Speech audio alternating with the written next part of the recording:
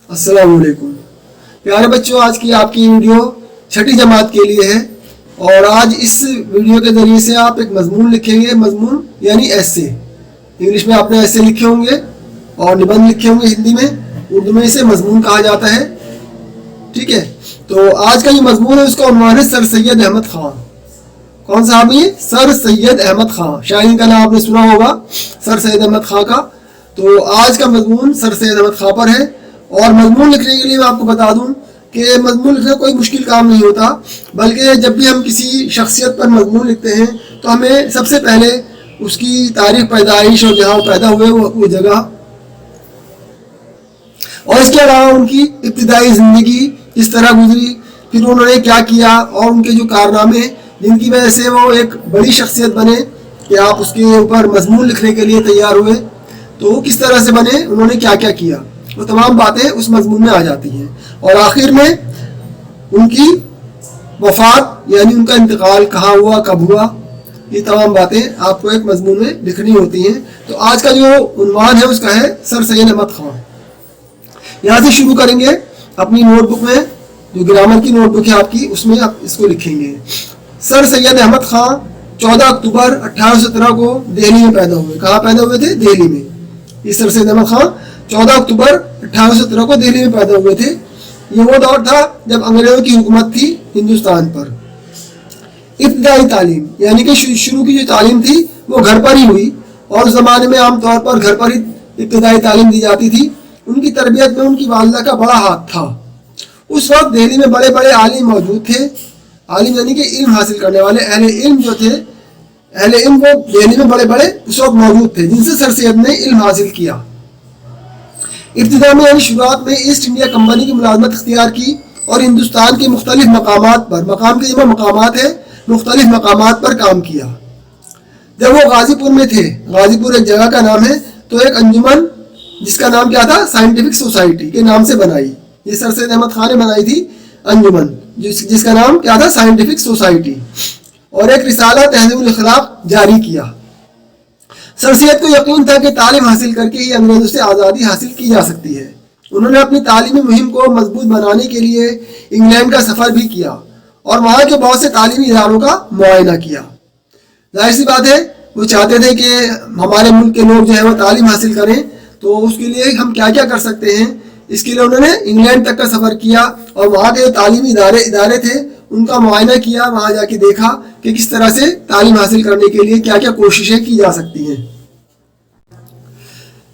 Paragraph change करके यहाँ से लिखेंगे आप। इंग्लिस्तान से वापस आकर अलीगढ़ में 1878 में 1878 में मोहम्मदन एंग्लो ओरिएंटल कॉलेज कायम किया, जो 1920 में अलीगढ़ मुस्लिम यूनिवर्सिटी की शक्ल में हिंदुस्तान का एक नुमाया तालीमी इदारा बन गया। कब? 1920 में। आपने अलीगढ़ मुस्लिम यूनिवर्सिटी का नाम तो सुना होगा, है ना, कभी देखा भी होगा। बहुत अच्छी, बहुत बड़ी यूनिवर्सिटी है और ये सर सैयद का ही कारनामा था कि उन्होंने कौम के लिए इतनी एक अहम चीज़ दे दी। 1878 में ही उन्हें सर का खिताब मिला। अंग्रेज जो है मुख्तलिफ खिताबात दिया करते थे और उनमें से एक खिताब जो था वो सर का था, और सैयद अहमद को अंग्रेजों ने सर का खिताब दिया, सर का खिताब मिला और सैयद अहमद खान सर सैयद अहमद खान कहलाने लगे। सर सैयद अहमद आखिर उम्र तक कौमी काम, कौम में आगे लिखेंगे कॉलेज की देखभाल। ठीक है, ये इनका जिंदगी का एक मकसद था, इसके लिए उन्होंने बड़ी कुर्बानियाँ दी। कौमी काम, कॉलेज की देखभाल और तसनीफ तालीफ में मशगूल रहे। आखिर उम्र तक वो लिखते पढ़ते रहे और उन्होंने बहुत सी किताबें भी लिखी। उनकी तसानीफ में, तसनीफ की जमा है, तसनीफ कहते हैं किताब को। उनकी तसानीफ में आसार सनादीद, असबाब बगावत हिंद और सरकशी जिला बिजनौर खास तौर पर काबिल जिक्र हैं। तो ये उनकी जो है किताबें तो उनकी और भी कई हैं, लेकिन ये 3 किताबों के नाम यहाँ पर आप लिख सकते हैं। अगले पैराग्राफ से लिखेंगे जदीद उर्दू नस्र। देखिए, एक तो चीज़ होती है नज्म और एक होती है नस्र। तो नस्र जो है, जदीद उर्दू नस्र की बुनियाद डालने के साथ साथ सर सैयद ने उर्दू में मुख्तसर मजमून निगारी को भी फ़रोग़ दिया।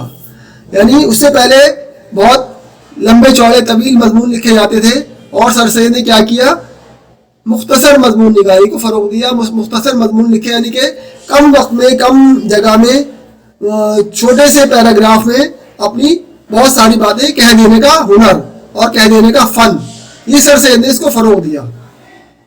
وہ اپنے زمانے کے مفکر یعنی فکر کرنے والے. فکر ظاہر سی بات ہے, جب انسان فکر کرتا ہے تبھی وہ کوئی قدم اٹھاتا ہے. تو مفکر بھی تھے. مصلح کہتے ہیں اصلاح کرنے والا. اور ظاہر سی بات ہے انہوں نے اپنے قوم کی اصلاح کے لیے بہت قربانیاں دیں.